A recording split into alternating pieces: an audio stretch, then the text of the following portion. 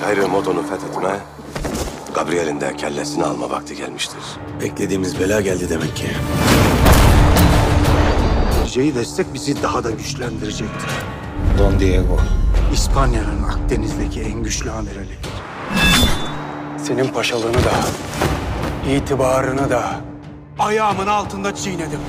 Lakin mühim olan Burak Reis'le Kemal Reis'in Haçlı donanmasına mani olmasıdır. Büyük savaş başlıyor. Bu dünya kan, barut ve savaş dolu bir dünya.